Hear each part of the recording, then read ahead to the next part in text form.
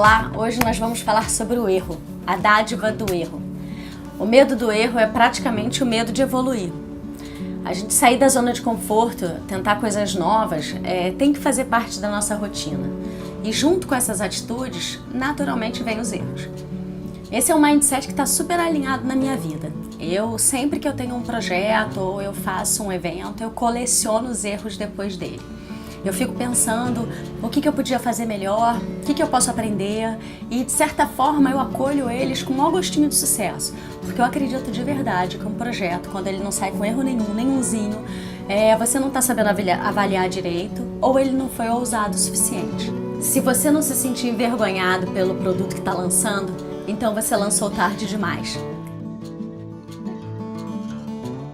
O que ele quis dizer com isso é que o melhor caminho até um produto perfeito será desenvolvido necessariamente na interação com o cliente real.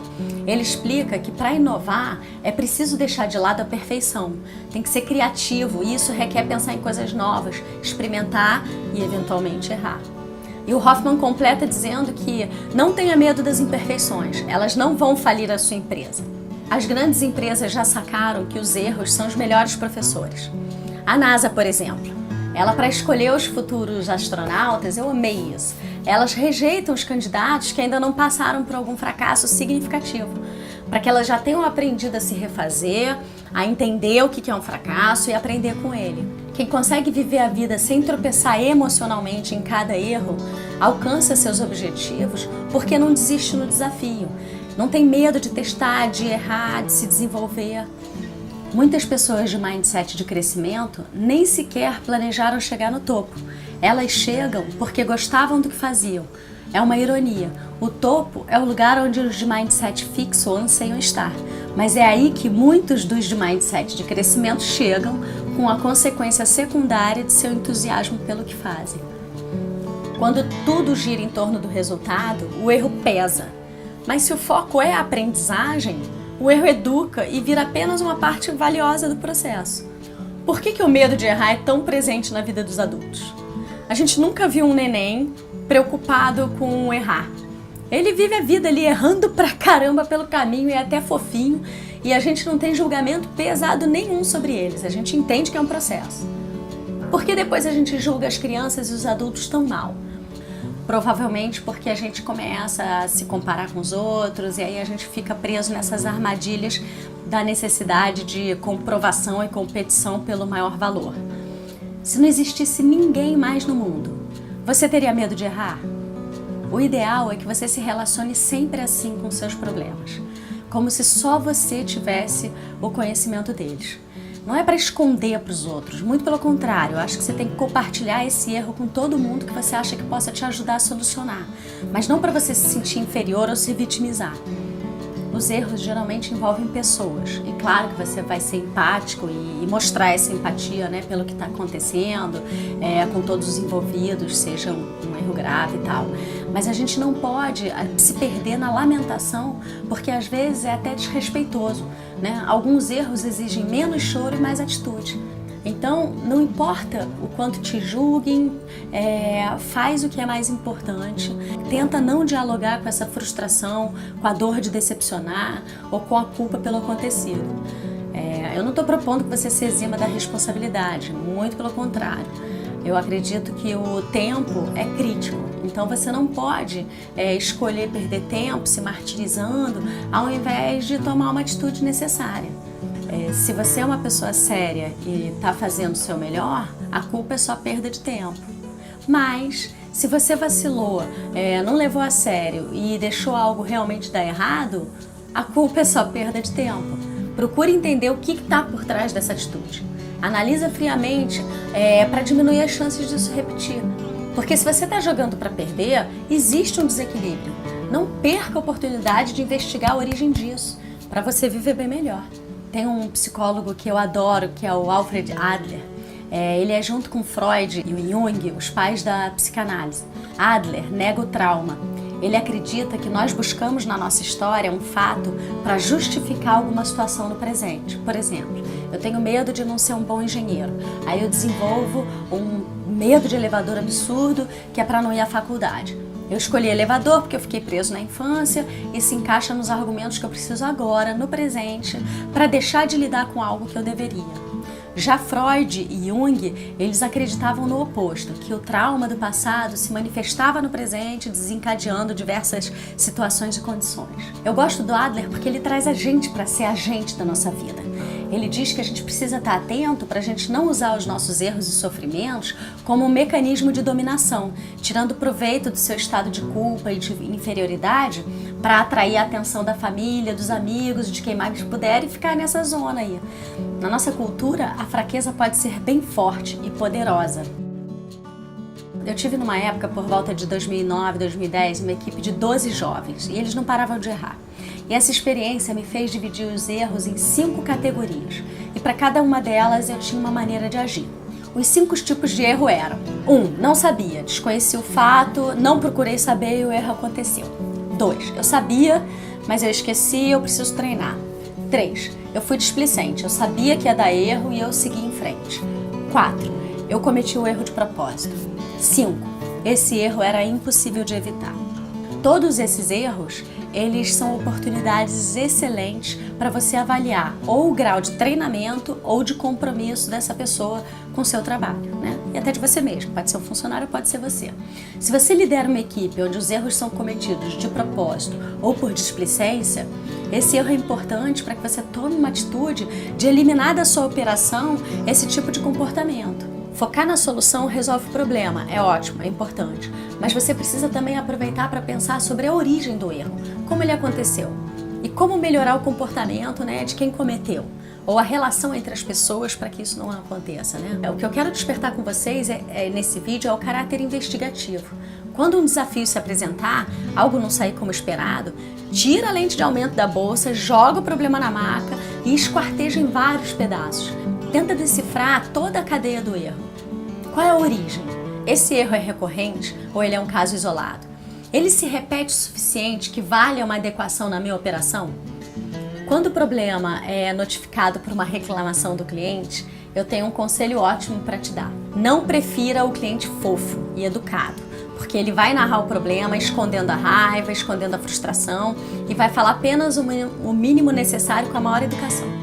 Já o cliente barraqueiro, aquele que exagera, que fala até mais do que vale o erro, xinga, esses são melhores para você. Porque na hora de ler não, né? Aquela reclamação dá uma gelada no estômago, é horrível. Mas aí é a hora de você parar, silencia o mindset fixo e volta a ler com outro mindset.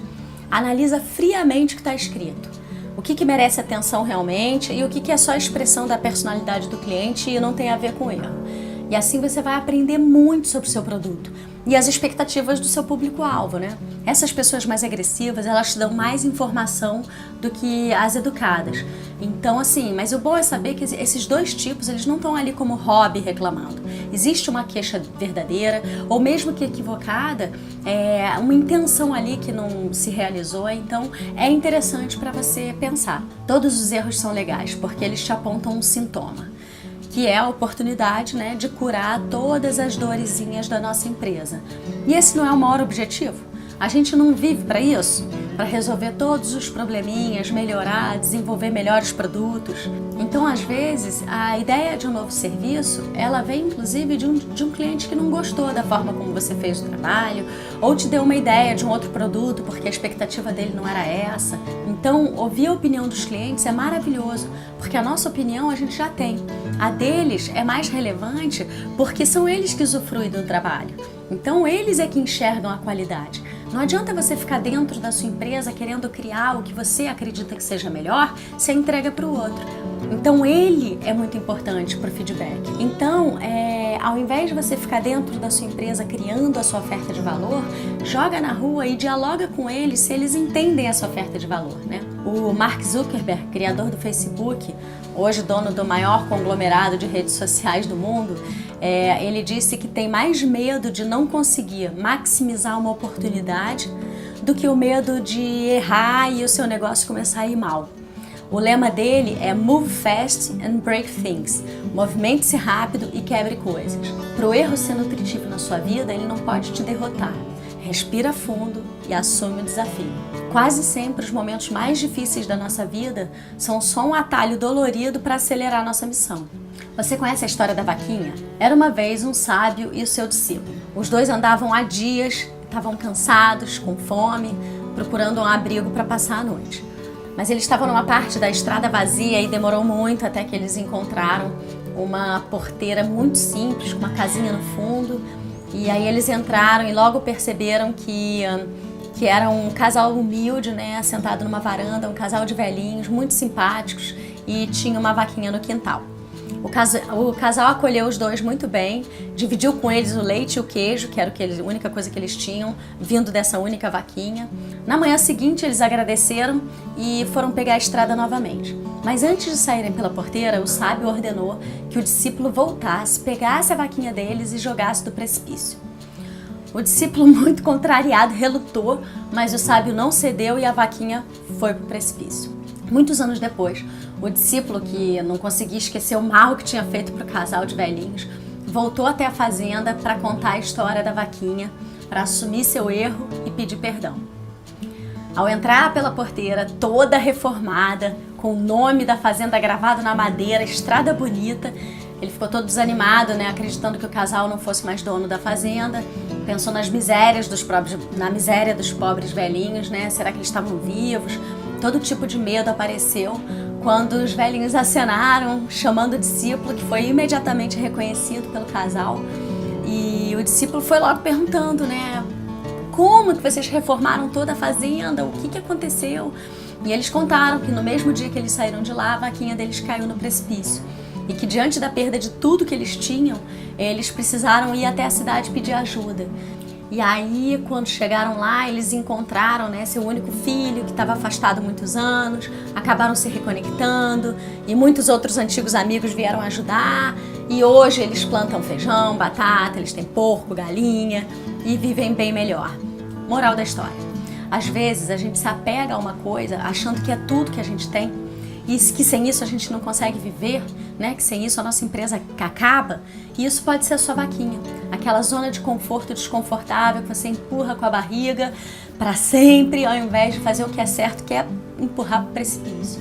E aí você fica aí nesse desconforto por quanto tempo? Até que a vaquinha se joga, né? Pede uma demissão, alguma coisa acontece, e aí aquilo que você já devia ter tido coragem de fazer muito antes acontece, aí você tem que lidar, e um pouco mais à frente você percebe que isso foi a âncora que te liberou para que você realmente atingisse seus objetivos.